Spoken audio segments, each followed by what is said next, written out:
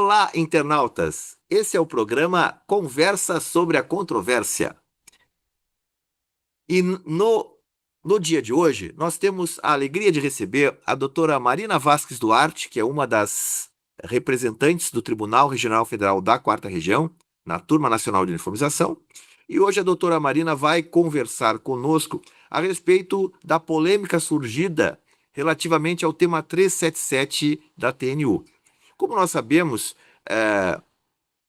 desde o início, né, da década de 90, o sistema previdenciário brasileiro vem sofrendo uma série de reformas que estão afetando profundamente o benefício de pensão por morte.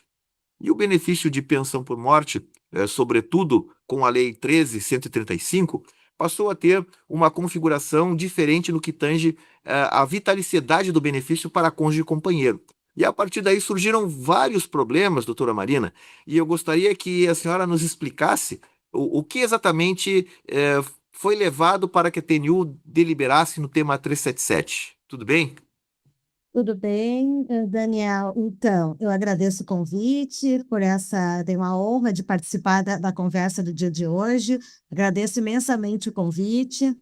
E, bom, em relação a esse tema específico da pensão, o que a gente acabou discutindo inicialmente, e o voto trazido pelo relator, ficava limitado principalmente em relação à natureza jurídica dos prazos estabelecidos por essa Lei 13.135, decorrente da conversão da medida provisória 664. Pois bem, nesse caso específico, como tu mesmo já colocaste, agora falando a respeito da evolução da nossa Previdência Social no Brasil, nós tivemos diversos períodos em que houve uma restrição, uma diminuição da proteção. Eu lembro que lá no ano de 95, na Lei 9.032, o legislador acabou optando por aumentar, por majorar o coeficiente de cálculo para 100% da aposentadoria que o segurado eventualmente recebesse para todos os casos. Mas, paulatinamente, ao longo do tempo, o que a gente tem visto é justamente o contrário, é o enxugamento. E isso se manifestou de forma muito clara na medida provisória 664, convertida na Lei 13.135, quando acabou, então, diminuindo o período de manutenção da pensão por morte quando o beneficiário é cônjuge, companheiro ou companheira. Então, realmente, essa lei trouxe o prazo de manutenção, que até então era vitalício, o companheiro, a companheira e o cônjuge poderiam receber esse benefício independentemente até de contrair novos relacionamentos amorosos, mas a partir dessa lei, então, nós temos a redução drástica, eu digo drástica porque realmente houve um enxugamento muito forte do âmbito de proteção desse direito. Então, o que se travou nesse tema especificamente? Se o prazo, os prazos esses de manutenção e duração do benefício da pensão por morte, exclusivamente para os casos de companheiro, companheira e cônjuge, se eles teriam uma natureza de prazos prescricionais ou até mesmo decadencial, né? Se seriam prazos prescricionais ou seriam, então, a extinção do próprio direito em si. E, nesse sentido, o voto trazido pelo relator foi de que não seria nenhum dos dois prazos, nem prescricional e nem decadencial, mas sim a fixação da data de início do benefício, que se daria a partir do requerimento administrativo. Então, esse foi o ponto inicial do qual a TNU partiu a discussão. Quando eu fui analisar o processo, eu pedi vista para isso, o que me pareceu correto analisar é a finalidade do próprio benefício, que é amparar esse dependente que fica privado do sustento financeiro no caso da ocorrência do óbito do instituidor. E nesse caso específico da fixação dos prazos, me pareceu mais adequado entender que a lei passou a presumir que a dependência econômica desse rol de dependentes se dava por aquele prazo exíguo, Realmente, eu acho que a gente pode entender que aquele prazo de 4 meses é um prazo realmente muito curto, muito enxuto, mas eu não posso protrair qualquer um daqueles prazos previstos no artigo 77 ad eterna. Por quê? Porque a lei parte do pressuposto que aquela pessoa que vai receber o benefício, ela é dependente economicamente do instituidor da data do óbito, e não dali a 1, 2 ou 3 anos, quando venha requerer o benefício. Então, basicamente, Daniel, o que lhe pareceu ali nessa questão é tratar o preenchimento dos requisitos na data do óbito, e não a partir do requerimento administrativo.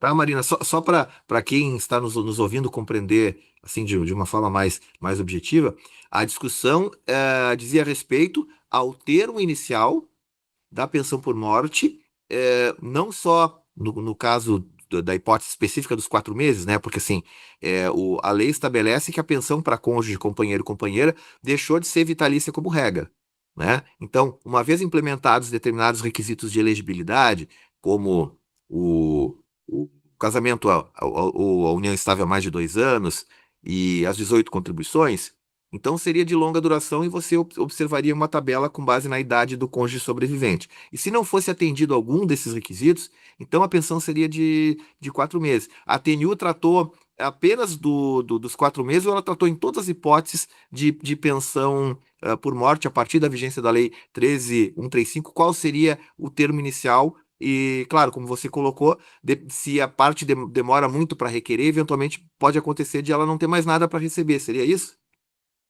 Exato. O termo em si ficou fixado apenas na questão do prazo de duração de 4 meses. Mas os fundamentos que se utilizaram servem também para amparar os demais prazos de duração, que são aqueles previstos de acordo até os 45 anos de idade do segurado, do dependente, né? Então, não só, penso eu, se poderia adotar o mesmo raciocínio para os 4 meses, como também, por analogia, em razão do entendimento firmado no tema 377, também para os demais prazos previstos ali no inciso 5º do parágrafo 2º. Porque o tema, Daniel, havia sido fixado apenas e tão somente em relação a essa linha B, que eram os 4 meses. A fixação do tema foi só em relação a isso, mas a interpretação se deu também em relação aos demais prazos previstos no parágrafo 3º. Certo. Na linha C, não no parágrafo 2º, né? Inciso 5º, a linha C. E a redação final da tese? Tu tem aí, Marina? A redação final da tese?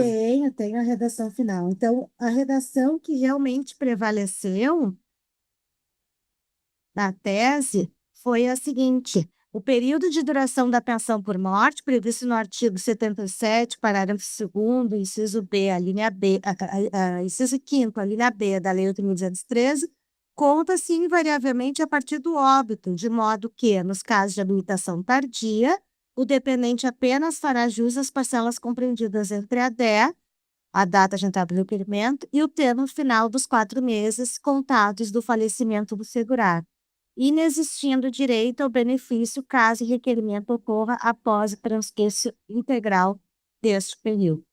O que me pareceu, Daniel, eu até vi alguns advogados fazendo um comentário a respeito dessa decisão e até eventualmente criticando o fato de ter extinguido o direito do cônjuge ou do companheiro da companheira quando fosse efetuado o requerimento após os 4 meses do óbito.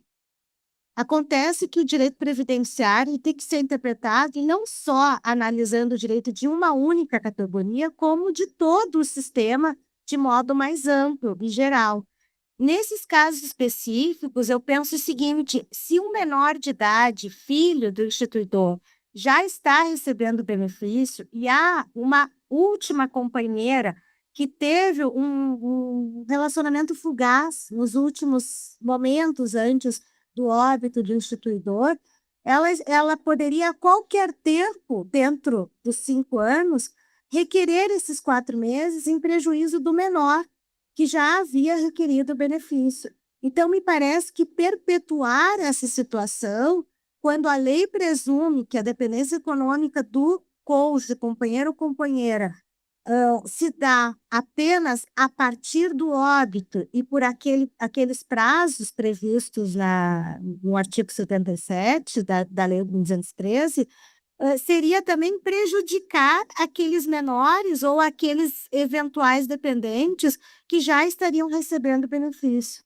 E aí eu falo não só em relação ao filho menor, mas se nós pensarmos no caso de uma mãe dependente economicamente do segurado, o requerimento tardio dessa companheira ou desse companheiro ou desse cônjuge poderia eventualmente até inviabilizar o benefício que esse pai, né, ou mãe já estivesse recebendo, porque pertence a uma segunda categoria, né? Então, nesse caso específico, me parece que a gente estaria realmente também, não só deixando de beneficiar o cônjuge ou companheiro, mas nós poderíamos também prejudicar outras categorias de segurado que já estivessem recebendo benefício. Então, como tudo no direito, a gente tem que analisar a questão de forma sistêmica, não apenas individualizado, particularizado em relação a uma categoria isoladamente. Tá certo, doutora Marina. Muito obrigado. Acho que ficou extremamente claro, né, o conteúdo e os fundamentos que levaram, então, a TNU a deliberar nesse sentido. Agradeço imensamente a sua participação e até uma próxima oportunidade. Muito obrigado. Obrigado, Daniel. Agradeço o convite. Até mais. Tchau, tchau. Tchau.